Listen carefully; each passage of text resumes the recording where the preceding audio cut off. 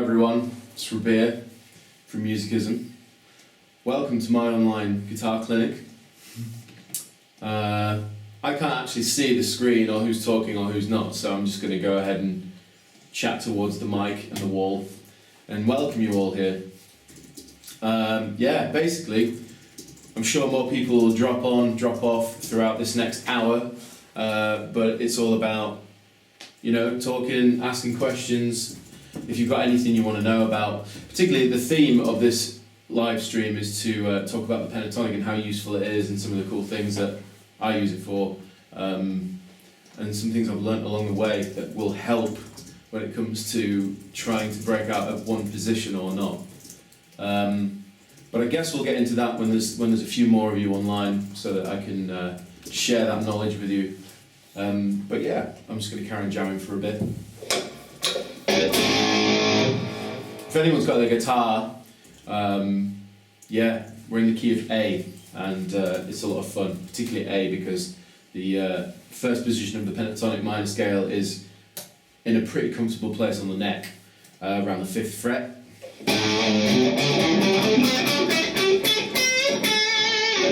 And it's a great position right about here because it's just comfortable. I find a lot of guitar players like playing in A, just because of where it is and the distance the frets are. It's just a comfortable place to start. So.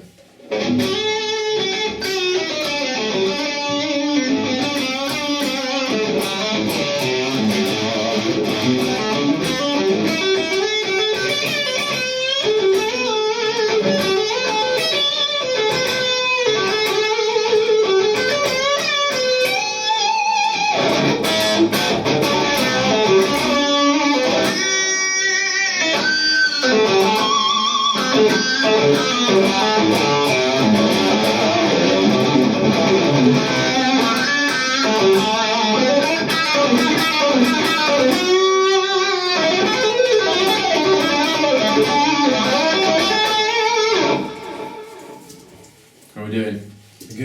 Good. I've got live updates from Dan the man, sat in the corner with his laptop, and Ben's to my right, the guys behind Musicisum. Say hello, guys. Yo. Neither of us are on camera. No, just say hello, they can hear you. We're just invisible. Hello everybody. Hi guys. There's a guiding light for me here right now. Our first ever live stream. It's the first ever live stream at Musicisum. Yeah! So this is great. I'm actually at Musicisum HQ, which is a rarity, but I'm here. I usually do everything from home, so it's quite cool to be here. But yeah, how many people you got online? We got a few. Wicked. Awesome. A few. Well, I guess I should start talking about the pentatonic and the importance of such a scale. So I guess that for all the guys that are actually watching, you're either a member on Musicisum on the free account, and if you want to ask questions, if you're a Musicisum Pro member, you can ask me some questions and I can shed some light. But yeah, generally speaking, the pentatonic is probably the most useful scale any guitarist will learn, particularly if you're wanting to learn anything from rock, metal, blues, even fusion. It's super useful, and it's definitely my main reference point for everything I do on the guitar with regards to lead.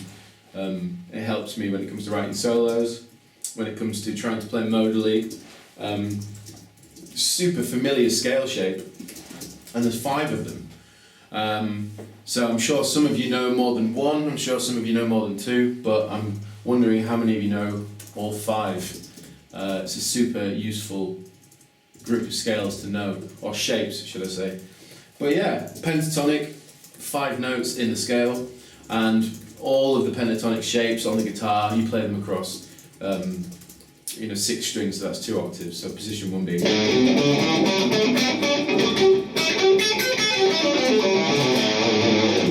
I'm playing that over 2 octaves, and so all the other shapes you can do the same thing with, but you can also play within 1 octave to I think that's a good way to learn to start with. Actually, what I used to do was kind of limit myself to maybe 1 octave, so that I got used to the idea of playing around it, so. For anyone that is unfamiliar with those notes, you want to start with your index finger on the 5th fret, move to the 8th with your little finger, And then on the A string you want to go 5th, 7th, and D string 5th, 7th.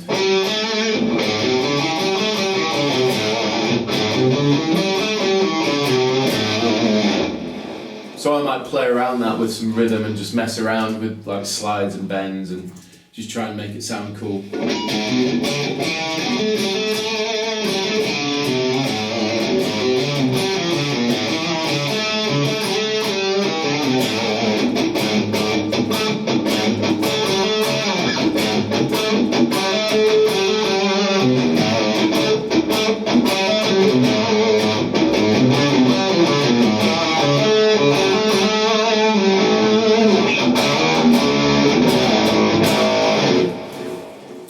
So yeah, and then if you add in the second octave, which would be, if we go from the D string, 5, 7, then you move to G, 5, 7, so, and then B, that'd be 5, 8, and then E, 5, 8. So you got this.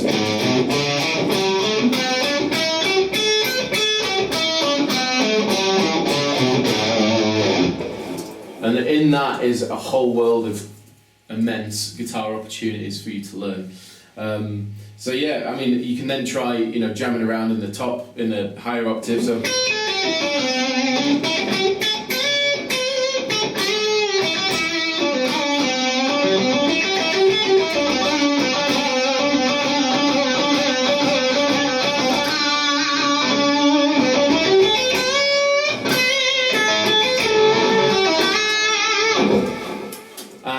And then if you connect both octaves, it's loads of fun, because I think the main thing to remember is having fun with the timing, because you can move up and down the scale all day long just going.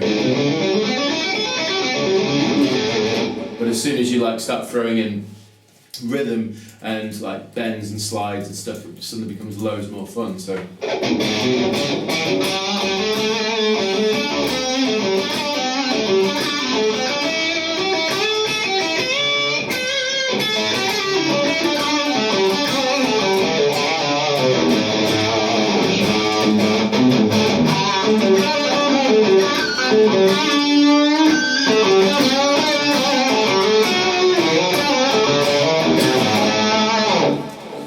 It's great fun.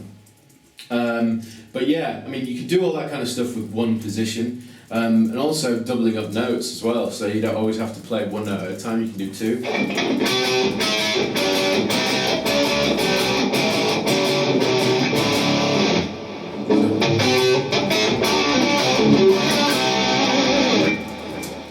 Double stop bends, so you take the eighth fret on the B string and bend up a fret on the G string 7th to get that.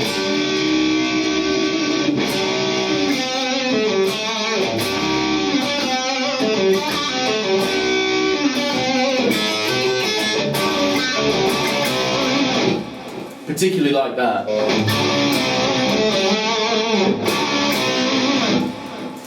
If anyone's got the guitar with them, it's really fun to try. Obviously I've got quite a high gain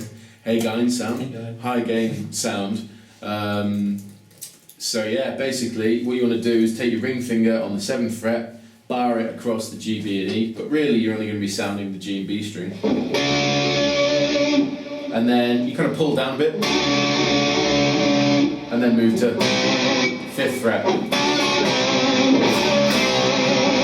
And then end it with a 7th fret on the D string.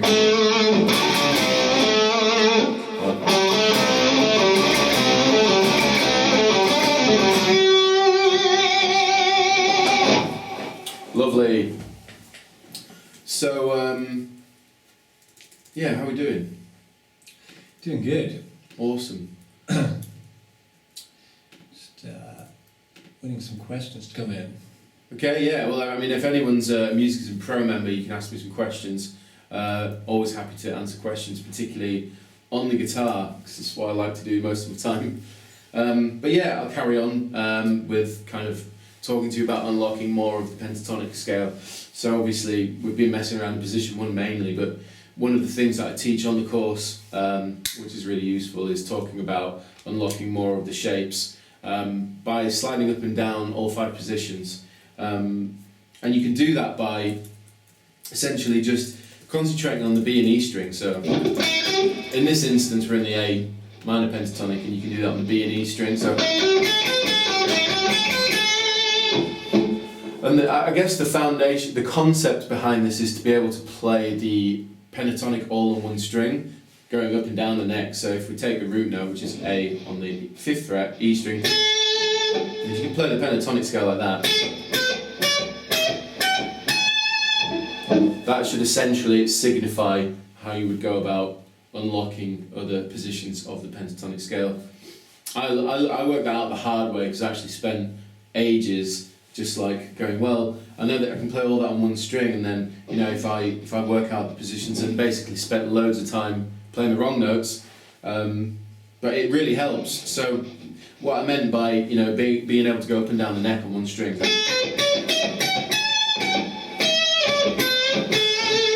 and do the same on this string,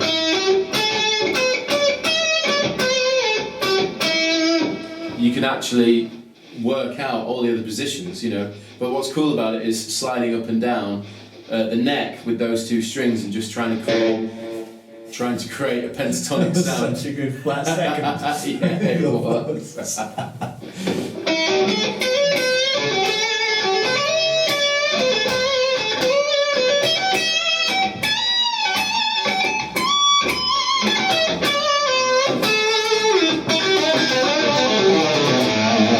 So Freddie has asked if you like Led Zeppelin. Freddie. Yeah. Hi, Freddie. I do like Led Zeppelin, I'll be honest. You know, when you're a kid, and you might still be a kid, I don't know how old you are, but when I was a kid, you kind of listen to what your parents tell you to listen to, or at least you listen to the music that's on when your parents are listening to music, until you get old enough that you go, I want to listen to this, or I want to listen to that. And for me, Led Zeppelin wasn't really one of the bands that my dad listened to a lot, and he listened more to the Eagles, Deep Purple, Stevie Wonder, Extreme was probably one of the main ones, Thunder, and generally that's kind of what I listened to when I was younger. A lot of Michael Jackson. My dad didn't listen to Michael Jackson, I did, because Michael Jackson's awesome. But yeah, so I suppose in a way, finding out about Led Zeppelin, it's not that he didn't like them, he just didn't listen to them very much. That and Hendrix, believe it or not. So I kind of, although he respected them a lot, and you know, he would always sort of communicate the importance of those bands and artists, it was one of those things where I'd kind of have to go off and listen to it on my own, or see it on TV, I guess. But yes, I do like Led Zeppelin, particularly, what are my favourite Zeppelin tracks? What's the one? There's a great bit of position 2 in the Stairway solo. Yes, there is. How do you play Stairway solo now?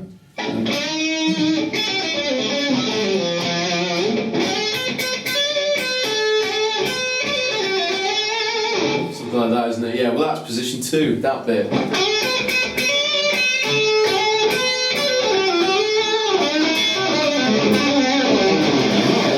However it goes after that. But it's When the Levee Breaks, isn't it? Yeah, that's a great tune. We like that song for the groove, and things like Black Dog, and there is some classics, but I guess I don't really sit and listen to the whole discography, put it that way. So, but thank you for your question. Incision asks, he knows the minor pentatonic scale, but he's still battling with the muscle memory. Do you have any tips for progressing and just kind of getting it locked in? The minor pentatonic scale, I guess we'll say it's the first position of a minor pentatonic scale, and trying to get used to it. I would say one of the best ways to learn it is purely to, there's a couple of ways I would go about it. Number one would be just to move up and down it, so, you know, being able to go. Actually, more importantly, you should be able to sing it. Because what's funny about muscle memory is actually, if you can hear and recognise the way it sounds, it's far easier to tell if you're doing it right or doing it wrong. So that would be my first bit of advice to anyone trying to remember the phone that's making noise right now. That would be my first bit of advice in trying to learn the pentatonic scale, would be to be able to sing it. Because it just helps. I mean, like, if you learn any scale or any sequence of notes, it's far easier to replicate that on another instrument by the way it sounds. You don't even necessarily have to be technically gifted on that instrument as long as you know what you're listening for, if that makes sense. So I would say, first of all, try and sing it. Again, we're in the key of A, so that's 5th fret, and I would just say, take it slow. So.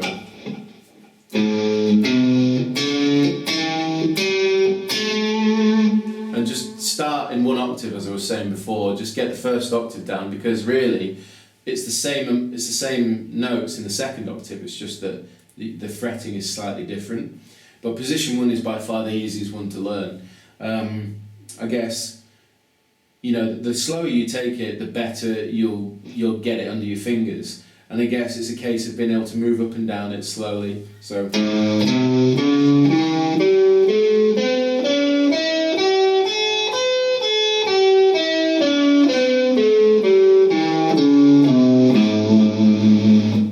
I'll do that again after 4. And if you have a guitar, if anyone's got a guitar, then please try and join in if you are struggling as well. So after 4.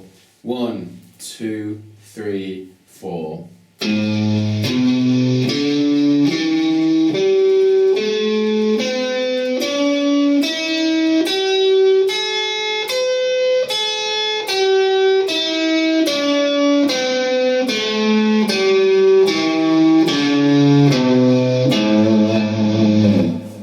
What's really useful when you're trying to get that scale under your fingers is thinking, make sure you use all 4 fingers, because this scale shape spans across 4 frets. So if we're playing in A, that would be the 5th fret, and the furthest distance from that is going to be the 8th fret.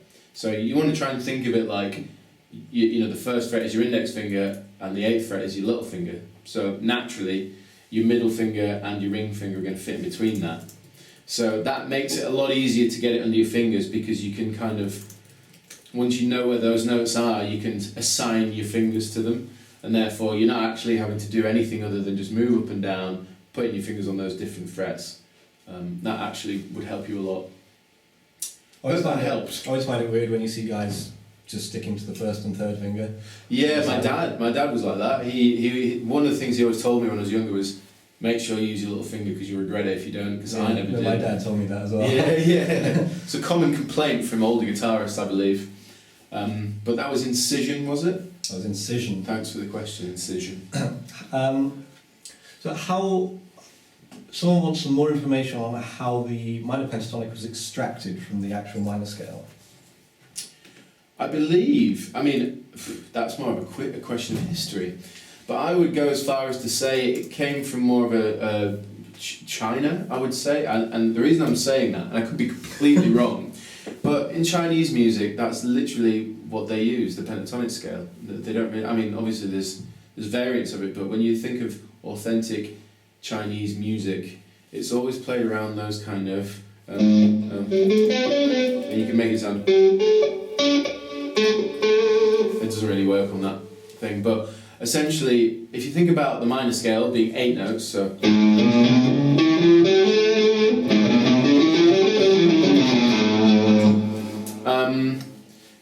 yeah, I mean, to be honest, I don't really know how they extracted the pentatonic scale from the minor scale, but what I know is that whoever did that realised it sounded amazing and that everyone else should do it.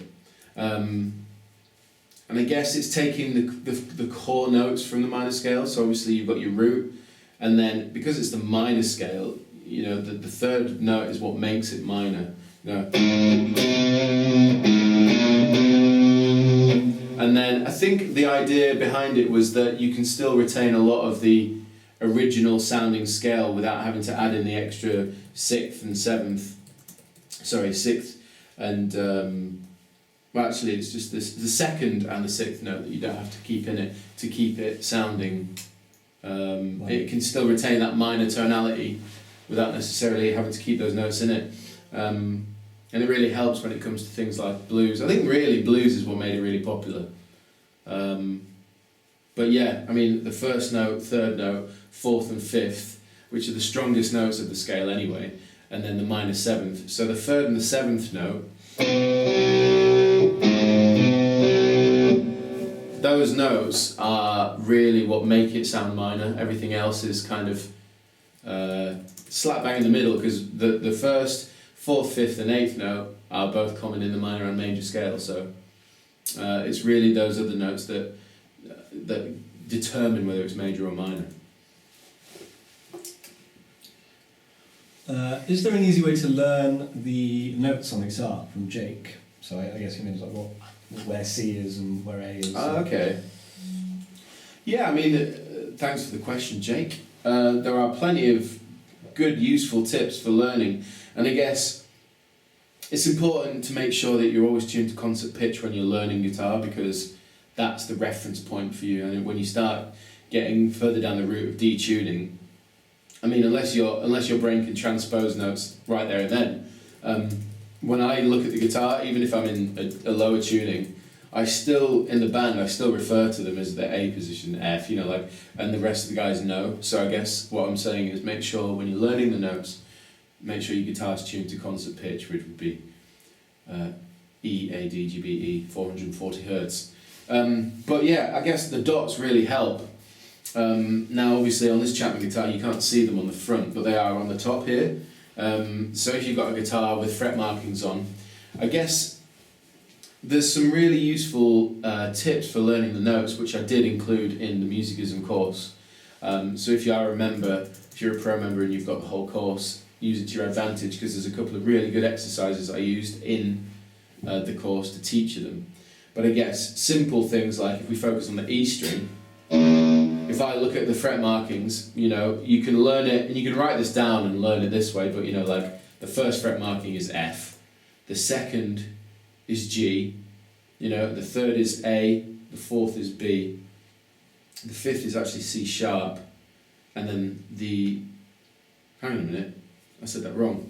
The first is F, the second fret marking is G, the third fret marking is A, fourth is B, fifth is C sharp, and then the sixth or the 12th fret, which has got two dots, is the octave.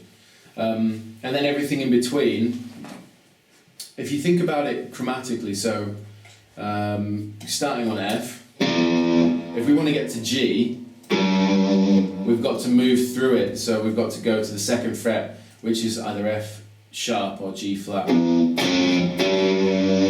And then you've got to take that approach when you come to moving up and down the frets on the first string. So obviously F, F sharp, G, G sharp, A, and you kind of also remember that when you're going up you kind of say sharp, when you're going down you kind of say flat.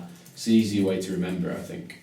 But yeah, so like F, F sharp, G, G sharp. I don't know if you can see these dots, but you might want to do this with the guitar at the same time. We'll start again.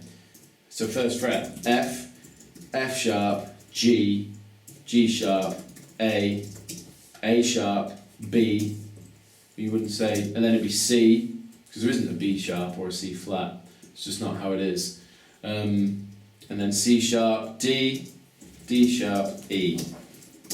And that's quite a good way to start out learning the notes on the fretboard. Now, there's a few things when it comes to theory that you'll learn further down the line of actually getting more into guitar music, but you don't say things like D sharp or A sharp really. I mean you do, but normally you refer to things like D sharp as E flat. And I don't actually know why that is. It's just because that's how it was.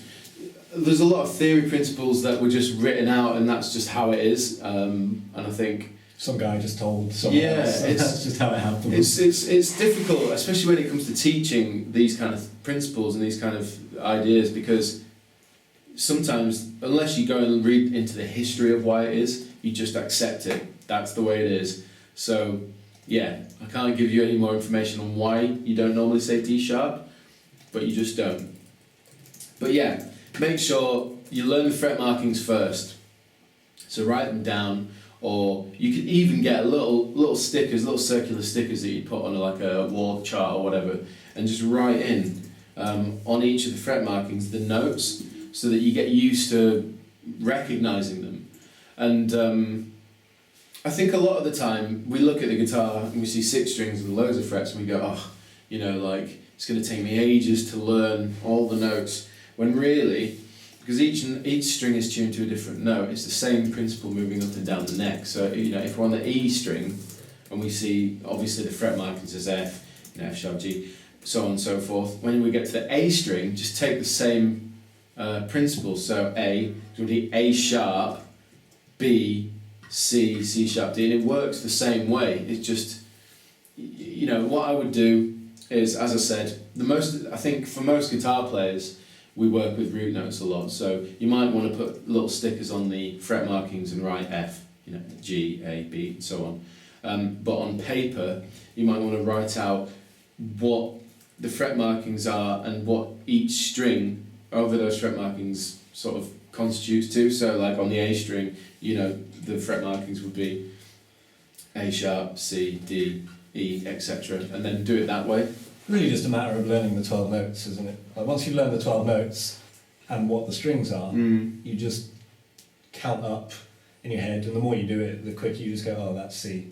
And also, I guess, knowing that one note on one string is 5 frets apart from the next string up or down. Yeah. That's cool. Yeah, that is true. And I think as well, most guitar players learn the root notes first, and it usually you go from there.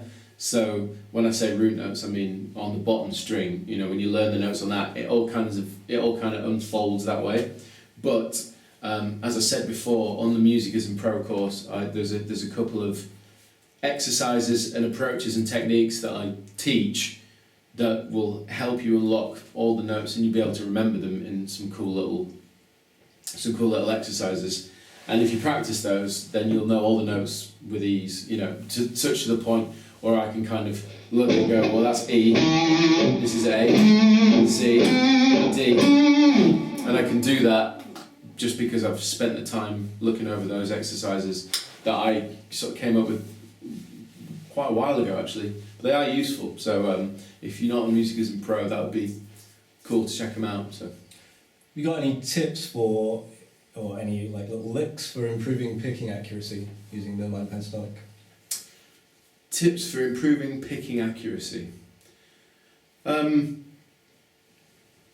be honest, one of the coolest ways to go about learning picking accuracy, because I'll just say this now, as a guitar player that enjoys tasty guitar playing and feels and all that kind of stuff, you don't want to pick every note just because if you pick every note, you hear the pick hitting the string on every single note. No matter how slow or fast you play, it's just going to sound a bit weird.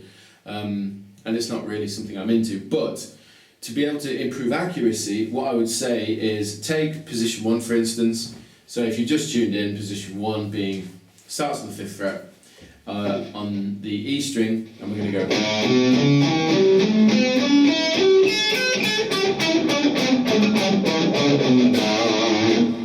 And one way you can improve picking accuracy, firstly, is to move up and down the scale, but alternate pick everything, down pick it also.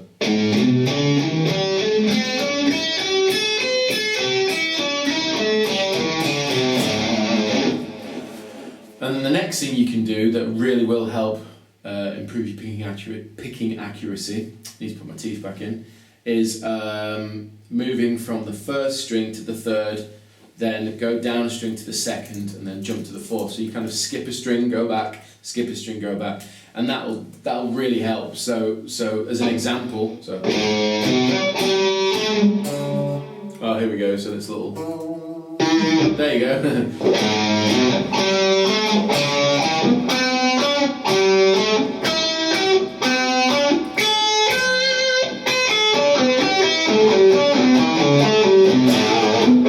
You can both down pick that and alternate pick that, and that'll honestly, that's one of the things I did to really improve my picking accuracy. Skipping strings, alternate picking and down picking, just over the 1st position of the pentatonic minor. You see, the pentatonic minor is just useful for so many things. So yeah, there we go again. Look.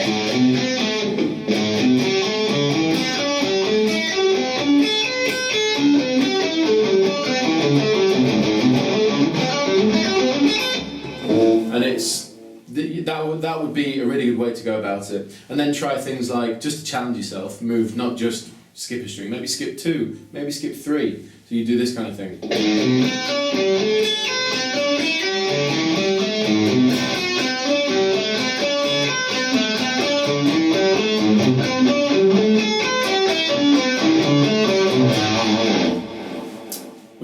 extra notes in there that were accidental, but the point is that the idea that you're not having to think too hard about which string am I going to next. It becomes second nature to a point, and I guess in a way that is accuracy with the pick, because not only are you doing it with this hand, you're also following it with this hand. So yes, that would be a little tip on how to improve your picking accuracy using the pentatonic minor. Do you have any tips on how to start two-handed tapping with the minor pentatonic? Any tips on how to start two-handed tapping? Okay. I would say learn two positions of it. I've never tried this actually, but learn two positions of it, and I would start with the last couple of strings, just because it's easier to work on a smaller amount of strings than it is to work on all of them when it comes to learning new things. Techniques, that is. Unless, of course, you're doing sweeping, then you need more than two strings. So work over two positions. So in this instance, we're going to be doing the last two strings of the first position, and then the last two strings of the second position.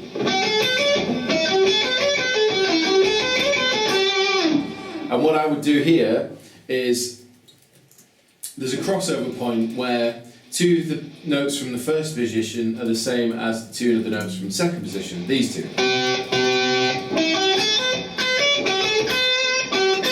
These two notes are the same in both the first and the second position. So what you want to try is actually tapping the top two notes from position 2 and basically create a little tapping exercise between all of them. So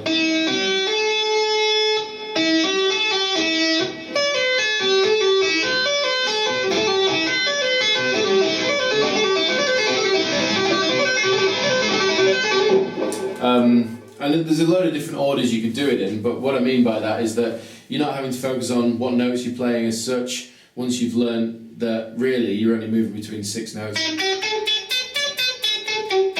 And you can just practice, hammering on, then pushing off, so.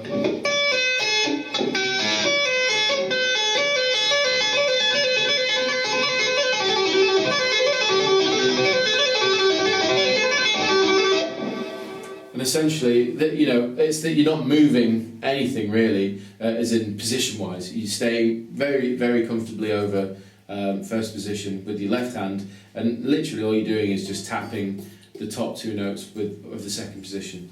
And if you want those in frets, we're doing 10th fret with our index finger on the B and E string, and then 5th and 8th are being dealt with our index finger and little finger, so.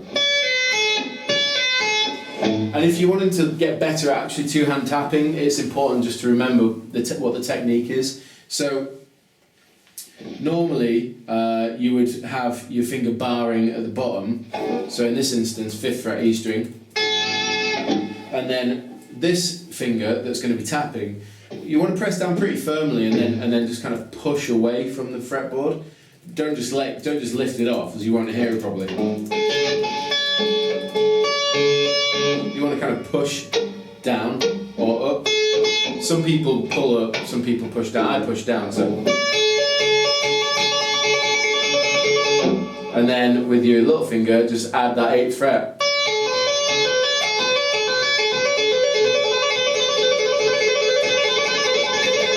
And then, just to make it a bit more difficult and get better at to get better at moving.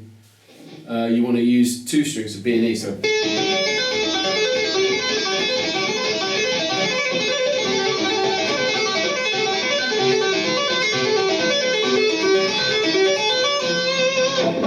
That kind of thing. So that would be, I suppose, a small tip on working out how to get better at using the pentatonic for two-handed tapping. Again, that's another subject we covered on musicisum course, I think. We did. You did? Yeah, we did. There's a little two-handed tapping lick in one of the solos. Yeah, there is, isn't there? Yeah. It's been a while since we shot it also, but at the end of the course there's a big solo to learn, and there's a two-handed tapping lick right in the middle of the guitar solo, so it's a bit of a challenge, but yeah, that's another one that we learned. And what are some of your favourite or recommended songs to practice just my pentatonics over? Do you have any recommended songs for someone who's starting out, just to practice them over? Interestingly enough, I always used to learn songs from my favourite bands throughout the time I was learning. And one of the first bands that really helped me learn pentatonics was The Darkness. Funnily enough, it's an unexpected answer, but... Was it I Believe in a Thing Called Love? Well, it was just the album, because they were all about the rock and the pentatonic stuff, and because the solos were always written in their songs, but there was a few moments where there was a bit of shred or whatever, and I would always just like pull my hair out trying to work out what it was, and they play all in pentatonics with a few extra notes here and there, but mainly pentatonic, and it really opened a lot of doors learning that album, because it's pretty easy to play. But the solos are really well written, and it's all based around pentatonic. So I'd recommend the Darkness album, the first one, Permission to Land. You can if you want to work it out by ear, which is how I learn everything. I work it out by ear. That will really develop, your relative pitch, and you'll catch on to things a lot quicker. But if you want, there's thousands of tab sheets on the internet for that album. Rage Against the Machine is always a good one. Not necessarily for the lead stuff, but all the riffs are based around pentatonic. Or Audio Slave, so...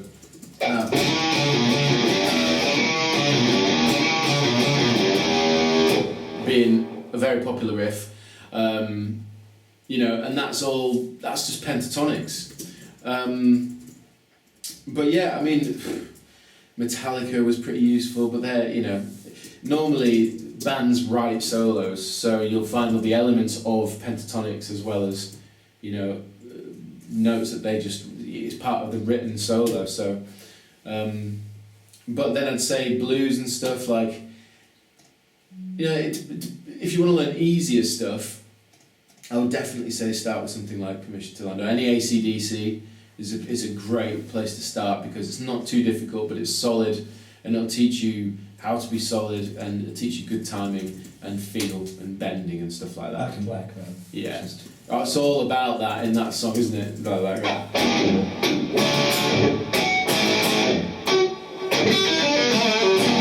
And that.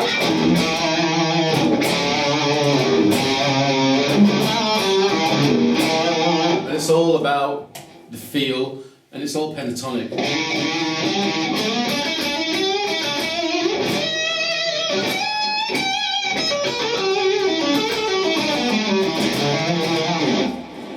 Again, everything I just played there was pentatonic, and every time I've done a clinic, a live stream or a one-to-one lesson, I always stress the importance of rhythmic phrasing and timing, because every single time I play on the guitar, unless I'm literally just whittling and just noodling, if I'm sat playing or performing, there's a groove in my head, and I can't stress that enough. Anyone that's had a lesson with me or been at a clinic, I always say that.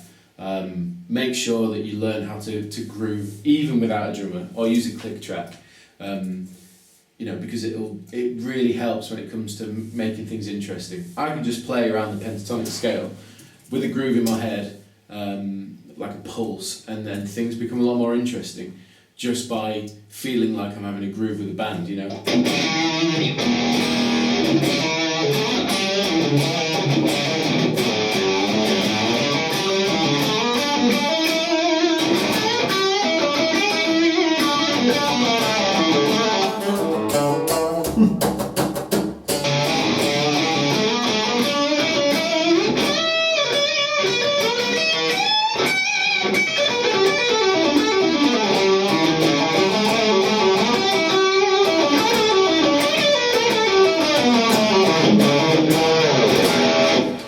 Like the whole time, not necessarily difficult what I'm playing notes-wise, there's no fast playing, but it's all about grooving and creating an interesting sounding rhythm behind what you do.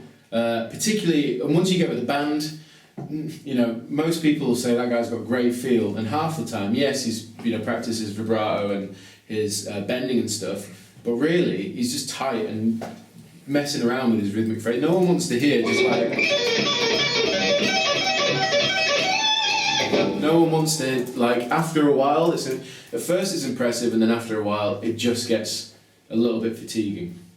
So I would say, save those moments for when it really matters, and then when people are going to go, wow, that was impressive. But for the most part, you're just playing around, enjoying the groove, and just playing some nice bends and slides and cool notes. How would you approach improvising over a pretty simple chord progression, say something like between A and C minor? Like, what would your approach be there? A major, C minor. It's a very odd chord progression. I wouldn't start with that. If I was learning, I would start with A minor, like, and D major, or sound like Santana. But anyway, yeah, take those two chords for instance, and there's plenty of things to think about, but I guess the idea of improvising is that you're not really thinking about it, and that comes with time and practice. But there are certain chord progressions that can allow you to stay in the pentatonic scale, and then there are certain chord progressions which, if you stay in the same scale, it's going to sound horrible. So it's important to recognise what those are. And so, as an example, A to D is a 1-4 chord progression, or a 1-4-5. So A, D, E, D, A. So.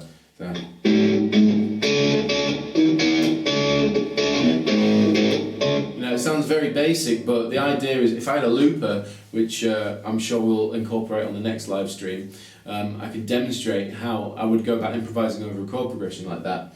But try and think about it as the chords that are being played within the scale that I want to play. So 1-4-5, think of that in scale terms. So if we're in A, so that's our first chord. Second chord is 4th, which is D.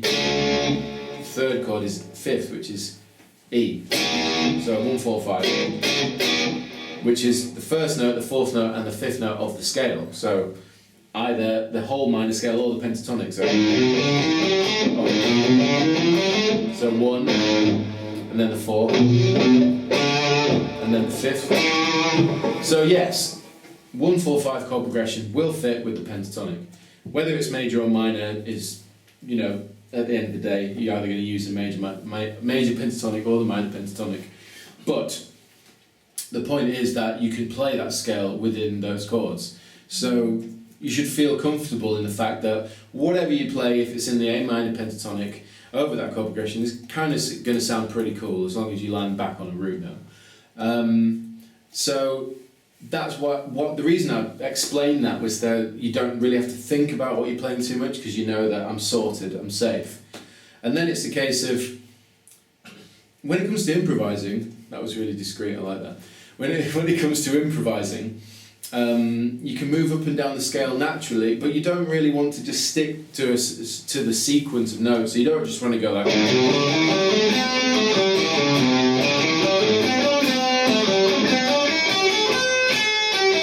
Because it just sounds rigid and not very good. So what I would suggest is, firstly, not just moving up and down the notes in a sequence, maybe jump, like I was saying earlier. You want to move from first to the third, for instance, like.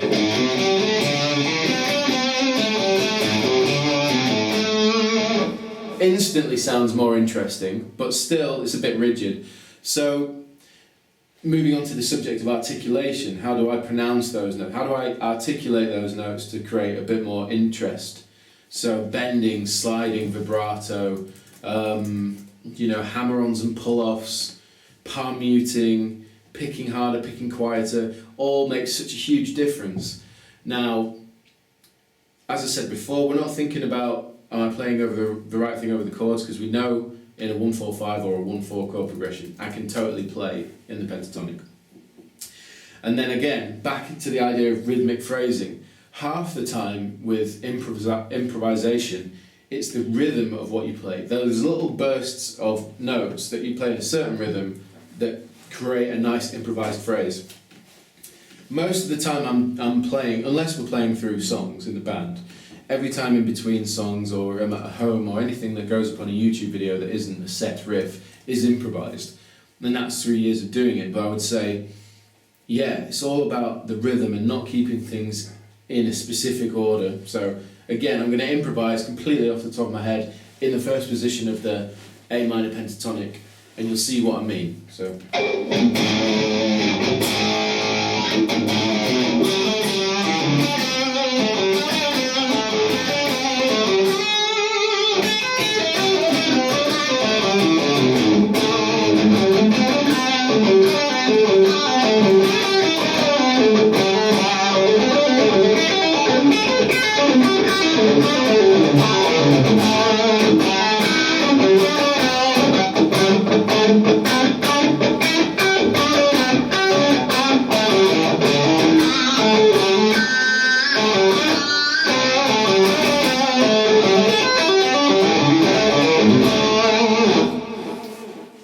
Completely improvised. I couldn't repeat that to save my life. I couldn't do that again. And that is what improvisation is. So, yes, rhythmic phrasing, not playing just up and down the scale shape, adding vibrato, bends, harmonics, slides, all those things that separate a note from being from something that's just a note to something that's really deliberate. My dad listened to Pink Floyd, Dave Gilmour a lot, and he always said he could speak more with one note than he could with 1,000,000 or 1,000 notes. He'd just go, Dave Gilmour, all he had to do was play one note and it sounds amazing, just because of the way he articulated that note. So, I think that leads nicely into our next question. What's the next question? When you've learned all 5 positions of the minor pentatonic, if you have learned them all, how do you explore playing them sound more musical and less sort of just like you're reciting a scale, which is kind of what you're talking about there. But particularly in the other positions, is there anything more you do with playing in positions 2, 3, 4 or 5 that would help you sound more musical and less kind of rigid? Okay, well I guess it's funny. When it comes to learning your pentatonics, you're going to learn all the shapes in a way that you probably won't. Unless you really sit down and go over each one meticulously, over and over and over again, so someone could turn around and go, play me position 4 now, and you go, oh, okay, and then just play it. The way I would recommend learning is the sound of the scale. To be able to sing it, to be able to recognise someone's playing the minor pentatonic right now, or the major. Oh, that's a pentatonic scale that he's playing over that solo. If you can do that and you can recognise it and you can apply that reference that you're picking up with your ears to the guitar and apply it up and down, this way and this way, that's going to be connecting all your positions without even thinking about it. So I could go...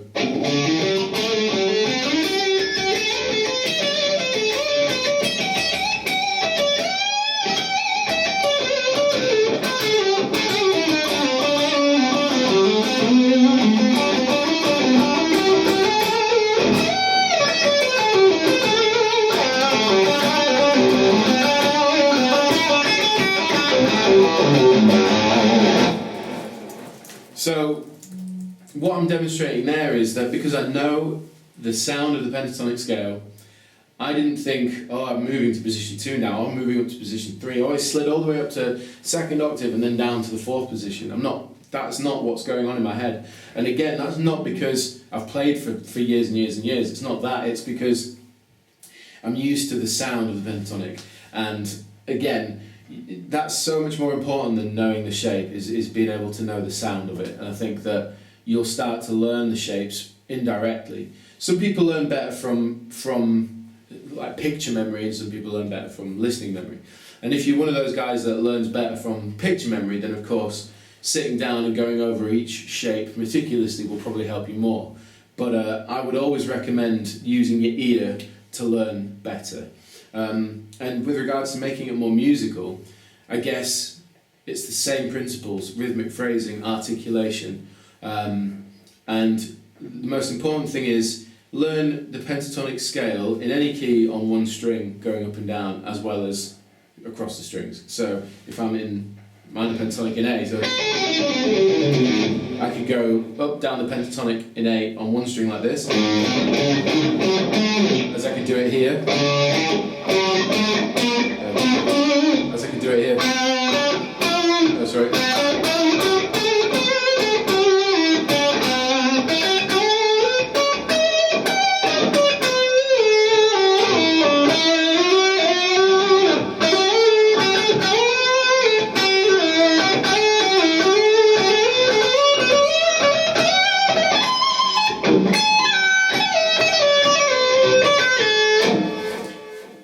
of sticky frets and bad mistakes, the point still stands that if I'm moving up and down at the fretboard this way, playing the A minor pentatonic, essentially I'm accessing all the positions. And what happens next is if you start playing across all the strings and doing it this way, then of course you're playing across all the positions of the minor pentatonic scale. Hope that was helpful. You did that massive, like connecting all 5 positions exercise, well, didn't you? In the Yeah, one of the things that we kept going back for learning the pentatonic positions. I had this particular exercise where I'm sliding up and down each position of the pentatonic minor scale, and what I'm basically doing is allowing you to learn each position. And what we do is we move through 1, down, up 1, down 2, up 3, down 4 kind of thing. And we keep revisiting each. We go through all 5 positions on the musicism course, and to learn it I've made up an exercise that connects every single one together, which you'll be able to find on the full course. So if you're a musicism pro member, then you've already got access to that, and to be honest, I'd recommend learning that stuff, like putting the time in, because there's plenty of things that Frank Zappa, this is something Rob always says at clinics, is Frank Zappa says, learn everything and then forget the stuff that you don't need. And in a way, you can apply that to many things, but what I would say is I've tried to get rid of the stuff that I don't think you need so much and just keep all the stuff I think is really important on the musicism course. So yeah. Any tips for left-hand muting and octave chords? With your left hand, obviously. Yeah. Octave chords. What, left hand muting with octave chords, or just two separate like things? A riff.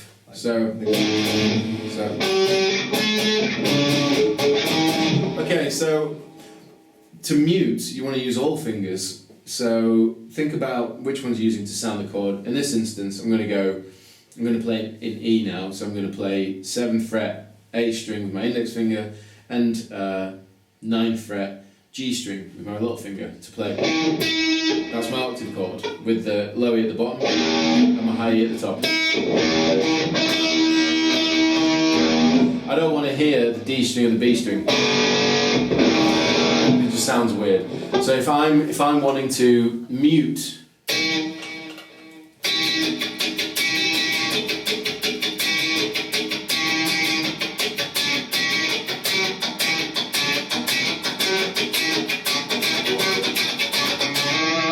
what I'm doing is essentially I'm just releasing the pressure of the 2 fingers that I'm sounding the notes with, index and little finger.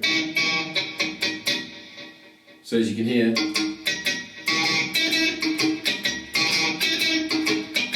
and then the other fingers, when I'm wanting to mute, I'm just resting the fingers on the string.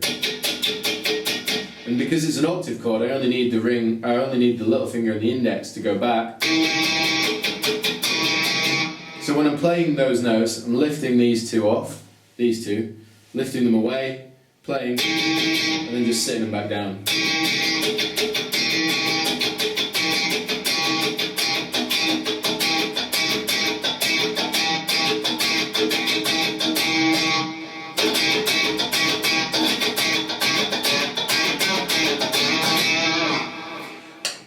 I'd say that again, it takes a bit of practice to get used to making sure you're muting the right, sounding the right notes and not muting them by accident. But to be honest, that would be, I suppose, the only tip I can really give you for that is it's a case of making sure that you're deliberate on the notes you want to hear, and in this case, because you're playing an octave chord, it's only 2 notes, and the rest of the time, just rest your hand on the strings.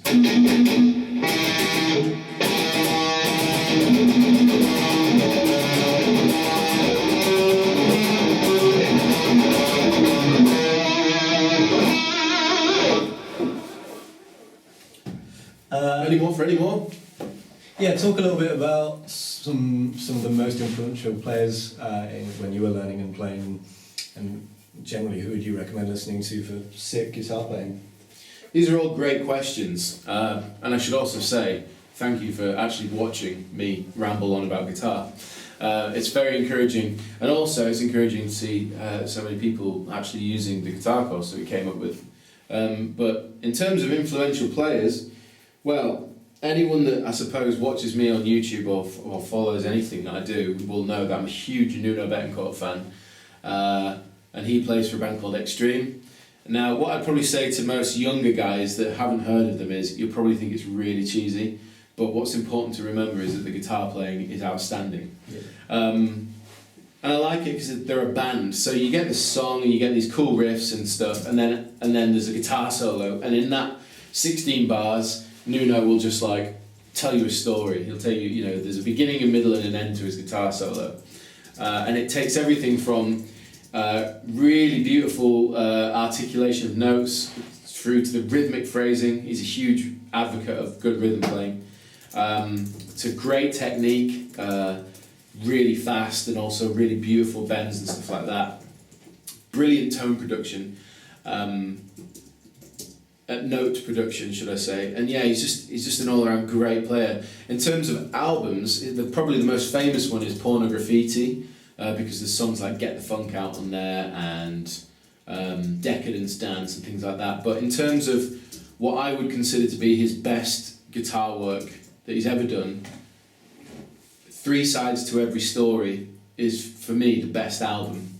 There's a song called Rest in Peace on there, there's a song called Peacemaker Die on there, there's a song called Warheads, and everything that he's doing on there, not only does it sound really good, but what he's written, the guitar solos, move through all these different moods. They get you excited, and they get you like chilling out, they get you amazed. You know, it's just, when I was younger, that was just like the most amazing thing ever. So yeah. For anyone who hasn't heard Nuno, yeah, can you do like a 5-second Nuno riff? 5-second Nuno riff. Let me think of a good Nuno riff. What would be a good one? There's so many. The best Nuno riff I can think of.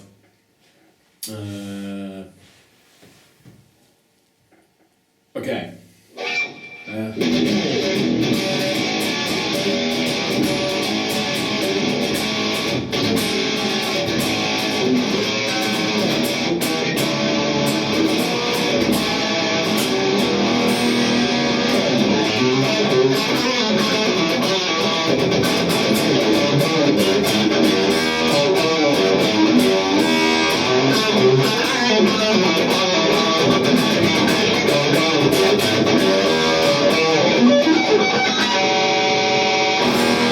It's hard, but it's just cool because it's got everything. It's got the nice pentatonic stuff and the chords, and that's off Pornograffiti, and that is the song Pornograffiti. Another great riff would be Warheads.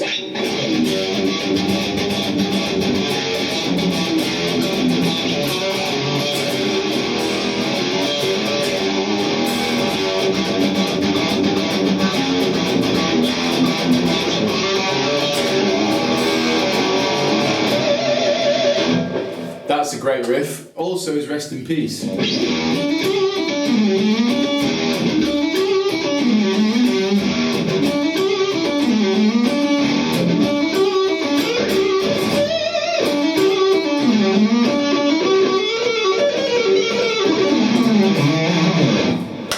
But yeah, check him out.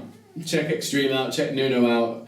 You know, he plays for Rihanna now, which isn't great, but either way, earns him a lot of money. But check him out on YouTube. There's all sorts of stuff, and yeah, big influence. Other player, I guess other players. Joe Satriani was a big influence on me when I was younger because he promoted the idea of playing melodically. Not necessarily playing loads of notes, but the notes he did play, it was again like a vocalist. It was like singing a song, so it was very influential. And nowadays I love Philip Sace. I think he's an absolute monster, bluesy player, but he's got great feel. Derek Trucks, who I've discovered only recently. John Mayer, another great player. I like players with a lot of feel when they play, not necessarily super technical. I used to be into shred when I was younger, but I think it's fair to say that you do grow out of the whole shred thing. But as long as there's a bit in there and it's well done, I still appreciate it and love it so much. So, yeah. How do you stay motivated sort of over longer periods of playing, especially if you feel like you've gotten stuck in a bit of a rut with your playing?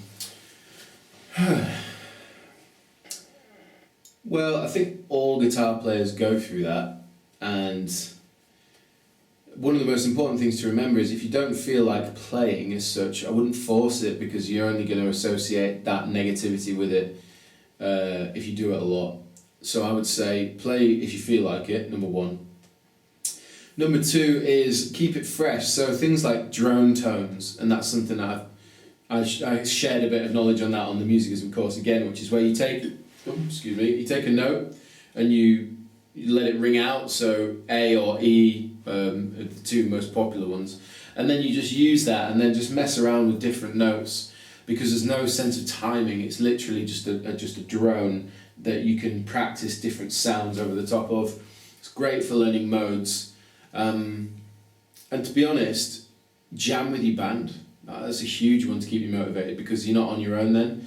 And if your drummer and your bass player are laying down a sick groove, they're leaving space for you to just practice. I guess if you're jamming, that is. If you're writing, it's a different story. But if you're jamming with your band, again, you know, you can go for. I mean, sometimes me, Ben, and Dave, we've jammed. We'd start at like 6 in the evening. We'd look at the clock after the first jam, and it'd be like 9:45. We'd just be jamming for like 3 hours straight, and you just don't even notice, because everyone in that jam is learning new things, and you're indirectly giving each other space to practice new things. But if you don't have a band, I would say backing tracks are really useful. One of the best things for me to challenge myself and learn new things is a looper. If you get a loop going and you can lay down a chord progression, you can then practice different phrasing and different ideas melodically over the loop. So that's really useful. Those are the kind of things that... And also, watch other guitar players, because there's nothing better than feeling driven from watching a guitar player on the internet who's doing something that you really like. Like, I might watch a bit of Nuno or a bit of Guthrie or Philip Sace or like some of those guys, even people that aren't famous, you know, just guys that share their playing on the internet, and go, wow, they're great, I want to do that. And then I'll pick up my guitar and then get going, you know. So look for inspiration in all corners, I would say. How do you start integrating some of the notes from other scales into the minor pentatonic? So say you wanted to make it a bit Mixolydian or a bit Phrygian. Okay. How do you get them to work? Well, within the pentatonic, if you think about it as... So, not to delve too much into the subject of modes, but modes are alterations of the major and the minor scale, and there are further alterations of that. The rabbit hole gets deeper with that, but if we talk about surface level modes, as it were, there's minor and major modes, and they're alterations of the minor and major scale.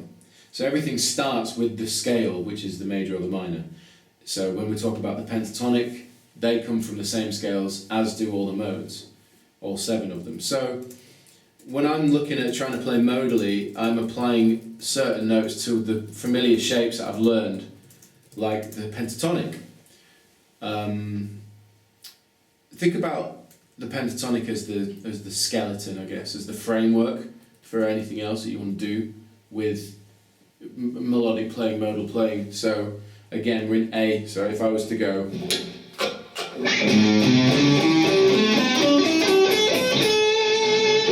There are certain notes that I can add into that shape that are going to give me different modes. For instance, Aeolian, what I want to include is the...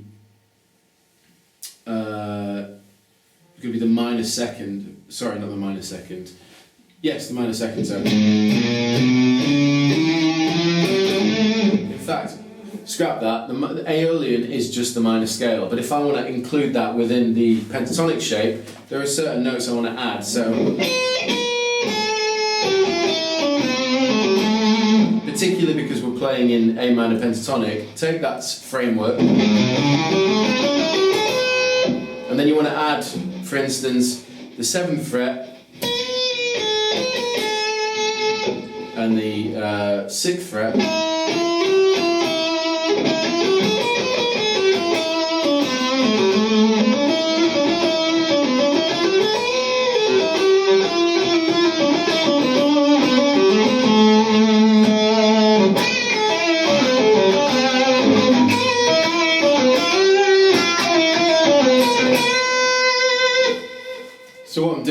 is I'm still seeing it as a pentatonic shape. What I'm actually doing is adding notes from Aeolian mode, which is the natural minor.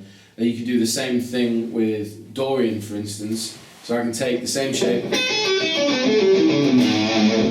I want to add the 6th note of the major scale into it. So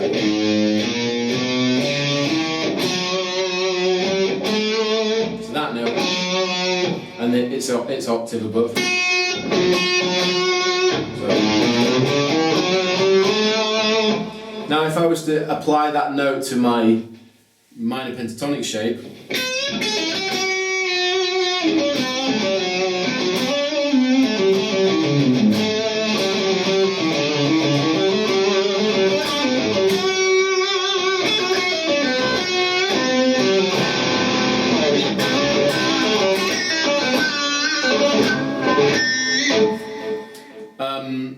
so yeah, my point being, my point being that the familiar ground is that pentatonic shape, and again you can apply that to any of the shapes, but it doesn't feel alien. All I'm doing is adding extra notes within that scale shape, and that feels very easy to do, and it's just a case of remembering which ones are the right ones and which ones are the wrong ones.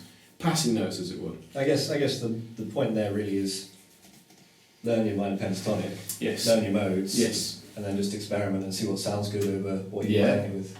Absolutely. And there are, the more you do it, the more you learn about different chords that help for practicing that stuff. I've broken down all the modes and how to work them out and use them musically on the course as well. So for anyone that's curious about it, you might want to check it out. Okay, we've got a couple of minutes left, so we're going to take another question or two. Awesome. How hard do you hold your pick? Well, I've been told that I pick really hard, and I don't feel like I do, but I wouldn't say, like if I'm playing rhythm, so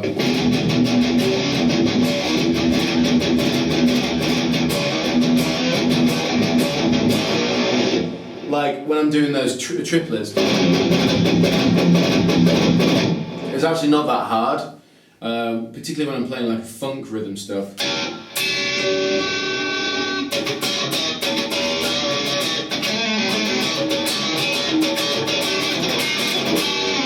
That's actually very loose, but when I'm playing lead,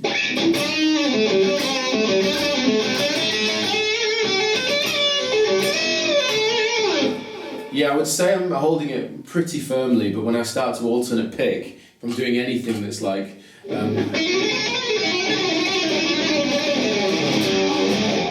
that would be pretty light. Again, I'm just, because everything's got to be loose, really. Not too loose that you drop the pick, but whenever you want to do something faster, if anything takes, smaller movements allow you to move faster, I suppose. But it's all about being relaxed. If you tense up, you're going to lose it. But with regards to holding my pick, if I hold it really tight, I'm going to start tensing up other areas. So everything's got to remain pretty loose. So don't use a pick that is going to be really slippery. Use one that's got a nice grip on it, particularly if you want to play lead and faster stuff. So yes. Have you ever played Rocksmith? Never played Rocksmith. I've seen it and I've actually wanted to give it a go and see actually how it works, because I think I know Guitar Hero is great fun, but there's people who are champions on that thing that actually can't play guitar to save their lives. So personally, being a guitar player, I'm not so much in support of Guitar Hero other than for a bit of a laugh. But Rocksmith looks really interesting because you actually have to learn how to play guitar, and that's great. So I've not tried it, but I'd like to. I thought you had it. Yeah, you don't have it? Oh, okay, he's not tried it either.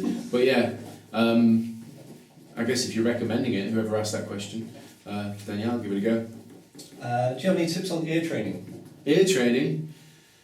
Well, I think for me, the way I've got through any kind of music course or any kind of learning new stuff is to use my ears. So, tips-wise, intervals are the most important thing you can learn when it comes to ear training. And that, if you don't know what an interval is, it's where you can differentiate the distance of two notes from hearing them either together or separately.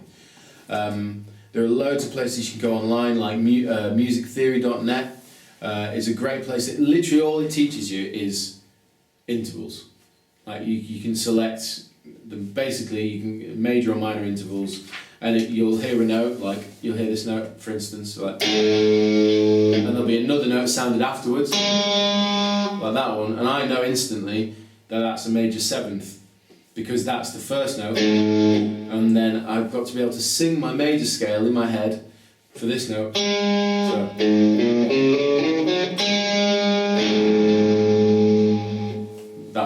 That's a major seventh, because it's the seventh note of the major scale. So tips would be, well, firstly, take a look on musicisum, because I've been talking about intervals throughout the whole thing, and I've broken them all down. And also Hannah on the vocal course is going to do the same thing. So yeah, that would be the first place I'd recommend going. But yeah, you can do it by sitting in front of a piano and then sitting with one note, so like C, and then make sure that you stay within one octave and just work out the distance and kind of get used to being able to sing up and down the major or minor scale. But definitely focus on intervals more than anything else, because everything is made up of intervals. When you think about a chord, like a major chord, it's a root, a third and a fifth. Root, major, third and a fifth. And they're intervals. So yeah, focus on those.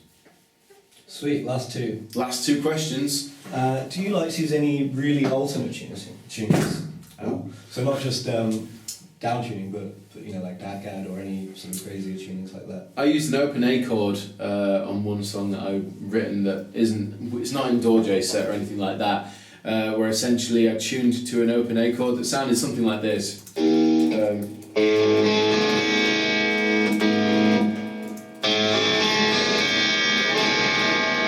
And that, although it sounds a bit plinky right now, that would be, as in that was open. So I'd strum the guitar and it would be that. And that actually, what's funny about it is that I have no idea what the chords are or what the note, you just kind of play around with familiar shapes that you're used to, and it gives you such a different sound. So start there. If you wanted to experiment, tune your guitar to something that sounds nice to you, number one. Number two, apply familiar shapes, so shapes that you've played before in normal tuning, and just see how they sound and see where you can alter them to make them sound a bit more interesting. But yes, I do experiment every now and again. My favourite tunings, other than obviously I like standard tuning, but I love drop tuning, just because it allows me to write really cool riffs, and it changes up chord voicings quite a lot actually. It makes me look at chord voicings differently. Dadgad would be the next one that I would recommend, just because Dadgad's one of those tunings that it's almost like, doesn't matter what you play, where you put your fingers, it just sounds good. So I would say try that as well. So when you're playing fast, mm-hmm. Do you just alternate pick, or do you use hammer-ons, and kind of which do you prefer, or do you mix it up? It's always a mixture. The guys like John Petrucci, that's an amazing player, phenomenal player, but he alternate picks everything. I personally don't like the sound, and it's not that,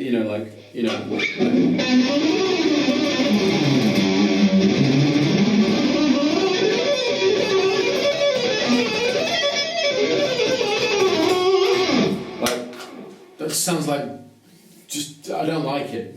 I think it sounds messy, and again, you need the right guitar sound for that. But for me, I like to just use a combination of the two, because I think it promotes the sound of fluidity. So if I'm playing around and I can go like, oh, is it going to come back? Yeah.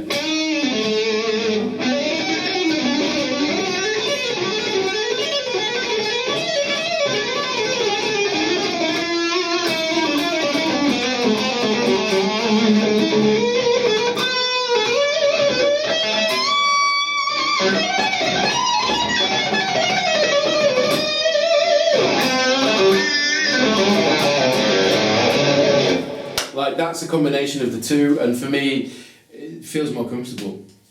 I've spent more time doing that than I have just alternate picking or just legato, and it's nice. I prefer it. Very good. Well, that's all we've got time for. Is that all we've got time for? We're announcing a competition next week. We are. Something very exciting, which I did forget to mention, but Ben has kindly reminded me, is we are announcing a competition next week. I can't tell you what it is right now, but I think if you want to be part of a really, really exciting competition that's being run by Musicisum, you should definitely tune in and check it out. I'm going to be making a video that'll be announced across Twitter and Facebook and YouTube and stuff. It's going to be great. It's a huge competition, and it's going to be something a bit different, a nice challenge, and the prizes are amazing. And people can ask you questions for the next live stream at Musicisum Tweets. Musicisum Live. Here we go. So if you want to ask me any more questions, sorry? For next time.